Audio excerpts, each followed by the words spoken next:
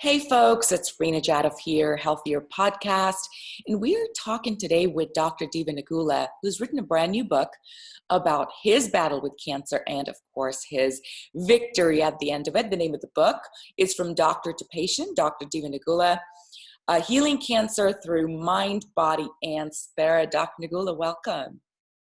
Hi, thanks for having me. Oh, our pleasure. So let's start at the very beginning. How did you get diagnosed with cancer? Yeah, so it's an interesting story. I was in my previous life an interventional pain management physician, and I started my practice about 6 to 7 months right after I finished my fellowship. It's typically unheard of because usually you don't teach you a business in school and you don't have any business like sense or any concept because they're teaching you medicine all the time. But I dove right into it. So I started my practice and I didn't have anything to lose at the time. So I figured, why not? I was 31 years old. I wasn't married, didn't have a family. It was just me. So I figured, let's just take the plunge and do it. And as I grew my practice, it was very successful in the very beginning, and it just started to grow. And as any business owner knows, you're always faced with stresses of keeping the business open. You're facing issues with payroll, making sure that there's enough money that's earned on a week-to-week basis to pay your folks. You have stresses about keeping the doors open with competition that's coming to next door. And then the growth, and then on top of all that, you're learning about medical legal stuff and the business of how to do billing and coding. So this is all the stuff that I had to learn on the fly as I was practicing medicine and for the first time, because I was literally straight from fellowship. So I had all that to deal with, and it was just a lot to deal. And as I was growing and becoming more successful, it was more patients, more volume, and more employees. And it was very overwhelming to the point after about 7.5 years into it, I decided to exit. And it was a hard decision, but I was just really, really burned out and I wasn't happy anymore. And I knew this, and I wanted out. And the first thing that I did was I was able to get out, and I was ready to look forward to start my new life and open up a new chapter in the book. And about so the whole year that after I exited my practice, I was doing really well. I had just gotten married, and I was looking forward to starting the new chapter. And towards the end of the year, I went into my physician's office, and it was a regular physical. And we basically were talking, and he was like, "How things are going?" And I said to him, "It's fine. I feel great. I don't have any issues, but there are these like lumps in my neck." And he's like, "It's been popping up, the last month and a half or so, and it was on one side, and then that became on the other side, and they're growing." I'm like, "It's probably just a cyst that we probably need to refer me to a dermatologist. So let's get that referral so I can get these out and get on my way." He looked at him and he's like, "Yeah, well, let's. I don't think they're cysts. Let's just take a look and get some X-rays and some further radiological tests." And I said, "Why?" He's like, "Well, these are lymph nodes. They're not cysts." And I was like, "Oh." And I knew it. I know what a lymph node was, but I wasn't like, it didn't even dawn on me. And he goes, "Let's take an X-ray. Let's get a CAT scan of your head and neck and see what's showing." So I came back, and I lit up like a Christmas tree. Oh, My wow. lymph nodes were enlarged all over my head and my neck. Typically, lymph nodes are about 1 to 2 millimeters, but my lymph nodes were enlarged like 1 to 2 centimeters. And immediately he was like concerned, and he's like, "Well, you're feeling great, so let's not think the worst. It's probably an inflammatory reaction, or maybe you have some sort of like infection that's brewing. Well, let's just refer you over to the oncologist." And I was like, "Oh, oncologist, what?" And I medically, that was the right thing to do, but being the patient at the time, it was a little bit distraught. And I was like, you start thinking about the worst case scenario. And for me, I was like, okay, let's just go in, see the oncologist and see what happens. And the oncologist agreed. He wanted me to get more tests. So I had a full body scan. The first scan was just head and neck. I had a bone marrow biopsy, I had a lymph node biopsy, I had more blood work done. And again, at this time, I was feeling fine. Like, I was able to exercise. I was able to do my normal activities, no issues. And I came back into the oncologist's office, and he says, "You have stage 4 non-Hodgkin's lymphoma." And that time it was pretty devastating. I couldn't conceptualize it. My wife at the time was with me, and she just bawled, and I was, distracted with her. And then the oncologist was talking to me about all these different scenarios of options for me to choose from, but he recommended the most strongest option for chemotherapy. And I was like, whoa, I need to like process this, and I need to research and figure out what to do. And he goes, okay, we don't have to act on this ASAP because you are feeling good, but we need to act sooner the better. And he was telling me some study that showed that there was better results if I had indeed started therapies earlier than later. And so I went home, and I was just thinking to myself, I was like, let me do some research. In medical school, we do have some knowledge, and we do learn about the body and the oncology, but I wasn't familiar with the in-depth processes of how to treat lymphoma, specifically non-Hodgkin stage 4 lymphoma. So at that time, I just dug in the books. I really went deep and tried to figure out what was going on with me. And I later learned that there was options that I could have taken instead of going through an aggressive chemo regimen. This physician that I saw, he was a private practitioner, and he had his own infusion center. So essentially, he was wanting me to go through this process of aggressive treatment because he could profit from it. It wasn't really the standard of care that needed to be practiced at that time for me. I went and sought two second opinions, one at both at academic institutions, one at Sloan Kettering and one at Mayo Clinic. And both were saying that I did not need to start any aggressive therapy at this time. And they were actually saying that the therapy that was recommended was inappropriate for me. And so what we ended up doing was following a protocol If called I watch may and ask, wait. what therapy were Sloan and Mayo recommending as opposed to this more aggressive treatment? Right. So Sloan wanted me to do a chemo immunotherapy regimen, which was Rituxan and bendamustine.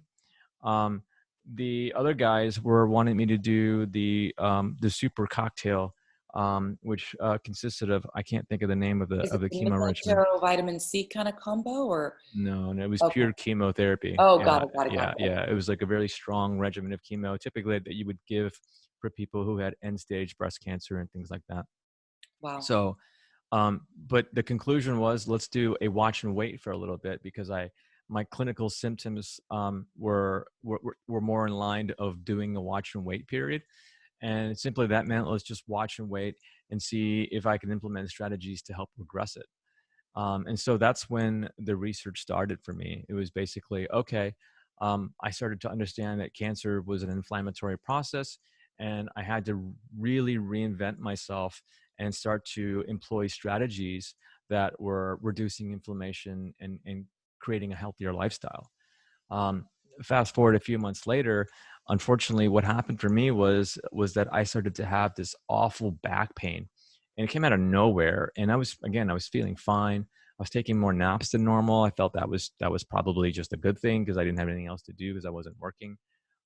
But it turned out that I thought I thought it was kidney stones because it was back pain that was radiating into my groin, which is like something that I've seen, in patients for years, practicing medicine. So we actually were supposed to schedule to get scans later on that month, and he pushed it forward. And what happened was these scans showed that my cancer was even more aggressive. The 1 to 2 centimeter lymph nodes that were individually recognizable were no longer recognizable because they grew together and they formed this huge mass. And this mass was encroaching on my kidney, which is what was causing my back pain. So at that point, it was, well, I had to go through chemotherapy. And that's how it all basically started to go downhill for me, mentally, physically, emotionally, spiritually. And, being a colon cancer uh, survivor, thriver, however you want to call it, myself, I can absolutely relate to the emotional roller coaster of getting the test, waiting for the results, assuming the worst, then sitting down, understanding options. I mean, it's quite a road. And it sounds like you had a couple of bumps where the weight and, watch and wait didn't pan out as well because it became far more aggressive. So let's talk about, so you've had this journey, you've had to make some decisions. Now it turns like it's turned rogue on you and you're going to have to take some more action. You were able to address your cancer in a holistic way. Talk a little bit about what are the specific things that you did? Right. So when I was doing the watch and wait, I changed a lot of my lifestyle, which I stopped doing at the point that I was told that I had to start doing chemo. Because at that point, I gave up.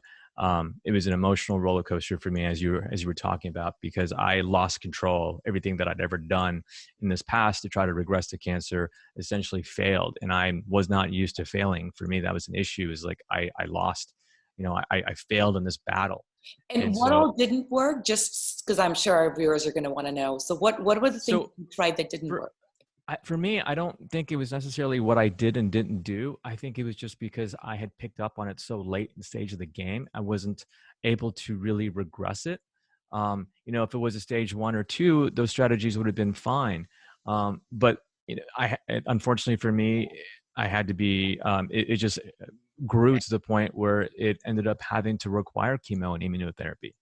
Um, but after I finished my cycles of therapy and was declared in remission, I had to reinvent myself again because I wanted to stay in remission. So I used the strategies that I was using in watch and wait, and that became a change for me in terms of lifestyle. The biggest thing that I actually changed was my diet. And before all of this started, I was eating so much processed food. I was eating out all the time, going to fast food restaurants. I was thinking to myself, I'm not going to go to McDonald's because I know McDonald's is unhealthy, but let me go to Subway or Taco Bell because there's more vegetables that's in there, and that I was justifying that was a Yeah. healthier option. Um, so that was the first thing that I really discovered, that what I was putting into my body was really creating a whole array of inflammatory reactions. And processed food was the biggest elimination that I had to go. And then I also had to eliminate all the sugary beverages. But You let's go know, through details because people say like I replaced processed, and for a lot of people out there, they don't know what that means. Let's get really, really specific. What'd you do for breakfast, lunch, and dinner? well, for me, for processed food, let's define that first. So processed food is anything that is altered from its original whole state. So that means adding anything like preservatives, excess salt and sugar and dyes. Those are the things that create processed food. And processed typically is in a packaged form. It's in packages, or it's in canned, or it's frozen. Those are all those processes require some sort of processing. So that was the issue for me. But for me, that I had to go one step further. I had to change everything into organic. And for me, the rationale behind that was because organic was two things. Typically, it adds, if you eat more organic, it's been shown that it has a lot more nutritional value, more antioxidant value, and it's devoid of any type of hormones and antibiotics that's typically found in the meats. So for me, the biggest thing why is because I wanted to eliminate the amount of herbicides and pesticides that were in my food, and specifically glyphosate. And if you don't know what glyphosate is, it's the active ingredient in the weed killer Roundup, which is owned by Monsanto Bayer. And this is a chemical that has been prevalent in our society for a very long time. And it's horrible in terms of its effects on the body. For me, when I read more about this, I realized that at that time, there was a high correlation between Roundup and the use of the glyphosate and my specific cancer, non-Hodgkin's That's lymphoma. right. That's right. There are lawsuits now that hmm And are when I being when I made. was when I was diagnosed, there weren't the lawsuits there. But about 2 or 3 years ago, I mean, you might even see these commercials on TV. If you have non-Hodgkin's lymphoma, Exactly. these attorneys are advertising because there's big money against Bayer Monsanto. Um, so that was one of I really wanted to change more into a more organic and non-GMO diet. And the other thing that I learned was that GMOs, if just to really do a quick explanation, a genetically modified organism is what happens is that they take a DNA of a specific trait of an animal or an organism, and they inject it into a plant to give it a specific characteristic. And in this case, what we're seeing is that there's a lot of GMO crops that are available, and these GMO crops are actually modified to resist Roundup or the herbicide glyphosate. And so we're constantly exposed, because when you have these GMO resistant crops, you can actually spray as much as chemicals you want on there, and it's not going to affect the yield of the crop. In fact, the more chemicals that you put on there, it inhibits the weeds, and you're controlling the weeds so that you can get a better crop yield. And so that's what they're doing, is that they're actually changing these seeds to make it GMO ready so that we can put more chemicals on there to increase the yield. So our soy, our cotton, and those are the main things, and as well as corn, are predominantly GMO. And so unless you buy organic, you're going to be really faced with a lot of glyphosate in your system. I have to point this out. The Dirty Dozen list came out. And for those of you who don't know the Dirty Dozen list, I live by it every year. I Google it. I make sure, because they redo it, they check it. It's a wonderful organization that does the hard work for all of us. They test everything and they tell you, here's the fruits and vegetables you can buy organic. You must buy organic. And here's the list that you can afford to buy non-organic. So this is the first year that they put organic raisins on the list, because they found that even organic raisins, which of course come from organic grapes, had unacceptable levels of toxicity in them. And I think we're starting to see this as a curve where even foods that are organic are starting to test positive, because when you're growing something that's organic next to a farm that's being sprayed like crazy, well, that spray doesn't know it needs to stay on its own lines, right? With the wind, it can easily get carried over. And I was really horrified, because I love my raisins in my cookies, my muffins. I mean, I just love raisins. And it just broke my heart. What are we doing? Why are we poisoning our people, our rivers, our oceans, our children, our animals, just for some extra yield, just for some extra profit? But I digress. But I do think it's real important for everyone listening to please check the Dirty Dozen list for 2020 and take a look at what you absolutely must eat, like blueberries. Don't eat blueberries if you can't afford organic. It's not worth it. It's going to go in and create more toxicity that your poor organs have to deal with. So clearly you and I did the same first thing, and that was the first thing I did. I kind of went through every room in my home, and so starting with the bathroom, right, throughout the shampoos, the conditioners, anything where the label didn't make sense got tossed out and got replaced with things that were 100% natural, including, of course, the diet. But did you add something specific, like, Crispy Cancer has a whole bunch of stuff that he talks about, like sprouts or eating a lot of raw? Did you also change not just the dynamic of the food, but the type of food that you ate? Sure. Yeah. And that's a good point, because what I wanted to do was really eat as much antioxidants and phytonutrients as possible. So the rule of thumb that I went by was to really eat a variety of vegetables, like a rainbow array of vegetables and fruits. And by doing so, you're introducing different phytonutrients, because each color has a specific phytonutrient that's benefits for our body. So that's what I did. And then at the time, when I also observed, because I was just in the mode of being in remission. So I really didn't want to increase my sugar content. And cancer cells, they feed off of sugar. And so by eliminating the sugar, I was able to starve these cancer cells, so to speak. And whatever was left in my system, I wanted to starve and really put down into, I wanted to kill them and make them and dies in that sense. So I was essentially eliminating carbohydrates that were unnecessary. And fruits and vegetables have carbohydrates, but they have a lot of phytonutrients that are really beneficial. So what I eliminated was anything that was really white, flour, rice, pasta, and sugar. So that's what was my rule of thumb. So rainbow vegetables and eliminating anything that was white. What about, did you do sort of a plant-based keto primarily in that case? I mean, were you actually counting your macros and wanting to stay in the keto range? I probably was in keto to a degree, but I didn't know about keto at the time. And so I just really was more concentrating on removing the excess of sugars that weren't benefiting me. So you And limited fruits as well? Because like grapes and things like that are very, very high in sugar. right. So I eliminated anything that had a high glycemic index. Okay. And so what I was concentrating on was fruits and vegetables that had nutrients but were on the glycemic index scale. Okay. And again, for those of our newer listeners who've not heard the 100+ interviews I've done where we beat this over and over again. So it's primarily berries, is what I'm assuming. Right. So it's a lot of berries and a lot of green leafy vegetables, as you know, is what everybody recommends if you're trying to address a particular condition. And as I say, why are we waiting to get sick to change our lives? You know, why not take charge now, today, after listening to us? Why not say, as of this moment, I'm going to say, I call it my 80-20 rule. 5 days a week, I'm a really Hmm. good girl, right? I'm eating my greens and my veggies and my raw, and I'm kind of counting stuff.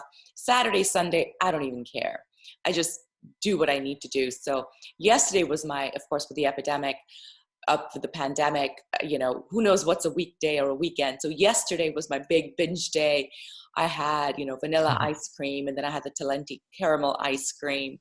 And of course I took my digestive enzymes. But so knowing that you've got a couple of days when you can, and this is assuming you don't have an existing condition, but staying on an 80-20 path of trying to stay healthy 80% of the time and indulging 20% of the time is just a really good model to make sure you don't end up where Dr. Diva and I have been, because it's not a great place to be.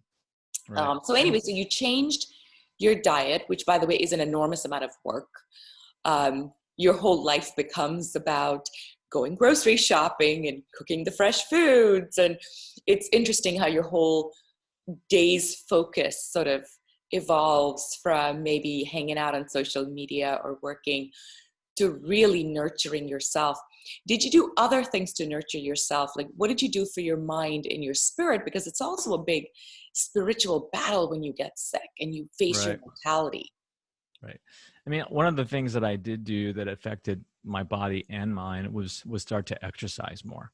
And that was a big thing for me that I needed to restart. And it all started when I ran into my personal trainer in the parking lot, and we were just I exchanging love that story. pleasantries. Yeah, tell us Yeah. about that story. Yeah, we were exchanging pleasantries, and this was shortly after I was in remission, and we ran into each other, and it was the first person that I hadn't seen in a while, and I was kind of alone and didn't have anyone else that I was relying on, and he immediately struck me as a friend, a friendly person, and a face that I knew, and we just hit it off, and the camaraderie that we struck really helped me to feel more optimistic. And then he's like, let's just start working out again. And then we started our working out like 3-4 days a week. And it was great because it started to really increase the endorphins in my system, and all the feel good hormones was circulating. It increased my motivation to work out because those hormones that motivate you were circulating. So it was a nice little feedback loop. The more exercise I did, the more I got motivated, the more I wanted to work out. And I was seeing like objective things for me. I was looking at the mirror and I was looking at myself, and I was seeing good changes. The clothes started to feel better, and I started to look trimmer. And so these are positive reinforcements for me that wanted to maintain the exercise regimen. Um, and then you were talking about spiritual and mental. And so I was so focused on that, on the body portion of it. It took me a long time to start developing into more of a mindset and a spiritual mindset to facilitate the process. I was so focused on reducing my inflammation by concentrating on the food and the exercise. I didn't realize that there were other parts that we needed to address to also increase or reduce our inflammation and reduce our tendencies to be in fight or flight mode all the time. And one of the things I discovered was mindfulness. And mindfulness is defined as moment to moment awareness. It's non-judgmental. And when I started to realize what that meant, it was more about being in the moment and not really thinking about the future or in the past. And for me, as a physician, we're always thinking about the future because we're trained from very on is to worry about our school, our scores and our board examinations, because that was going to determine what was going to happen to us down the road. Like, because we matriculate from college to med school to residency, residency to a job. It's always about thinking about the future. And then what you do is you think about the past and you worry and you have regrets for things that you should have done differently. And for me, it was like, that was how I lived my life. And I was always in that state of mind, and I never lived in the moment. So for me, it was learning that processes and understanding what being in the moment was. And then at the same time, I realized that thinking about the future and worrying about the past put me in an unnecessary state of being in fight or flight. And you can always, there's an appropriate way to trigger the fight or flight. I mean, if you're sitting there and you have a tiger or saber-toothed tiger that's sitting in front of you, yeah, that's the appropriate time to be in fight or flight. But worrying about the future and worrying about the past, Not about grades or no, it's all exactly. unnecessary. And Or by sitting in doing traffic. We often trigger ourselves for the silliest of reasons. It is right, such a waste. yeah, and that increases our stress levels and all It that. does. Yeah, and all that increases inflammation, and the inflammation predisposes us to chronic disease like cancer. And that's what it's all about, is reducing inflammation and stresses so that we don't have a predisposition to chronic disease and cancer. So that What's was a your huge favorite, learning lesson for me. what's your favorite mindfulness practice that you've continued to do even till today? For me, the biggest thing that I changed, that I've learned, and it was recently, it wasn't like years ago, it was about a year ago, was breathing exercises. And I found that doing breathing exercises and focus on the breathing really puts me into the moment, and it actually reduces my stress levels so quickly and so fast. It engages that parasympathetic rest or digest so quickly, and it gets you out of that fight or flight. And it's so easy to do, and it's got the quickest response, that I just continue to do it, and I continue to teach that to my folks. All right, Meditating is teach us. great. Teach Yeah. us. So one of my favorite exercises is called box breathing. And if you're not familiar, it's really easy. So one of the things that you do is you inhale, and when you inhale, you want to actually engage your diaphragm. And the way to engage the diaphragm is to really like tuck your navel in, and that engages the diaphragm. And so when you inhale, you want to breathe and inhale on a count of 4. So 1, 2, 3, 4. And then you hold for a count of 4. 1, 2, 3, 4. And then you exhale on a count of 4. And then at the very end of the exhale, you hold that exhale for a count of 4.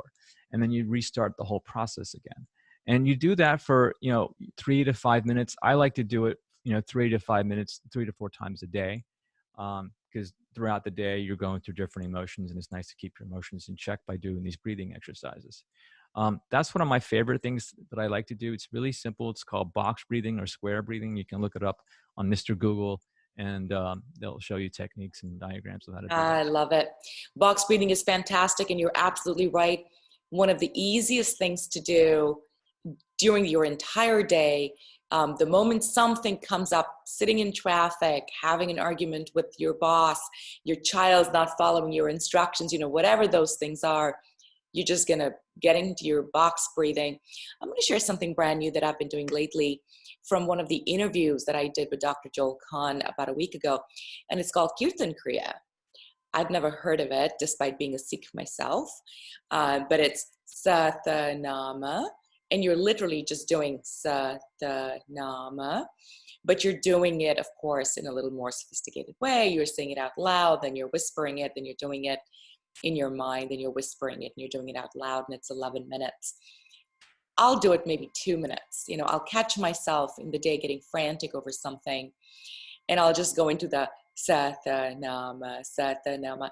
And what I find very interesting is engaging my fingertips Gets you gives out me of something to rumination. do to Yep. bring me back, right? Because that's what Yep. we're trying to do. We're trying to get our brain waves from being in the future or in the past to the present. You're trying to Mm-hmm. bring it all back down to this is it. This is the only moment that counts.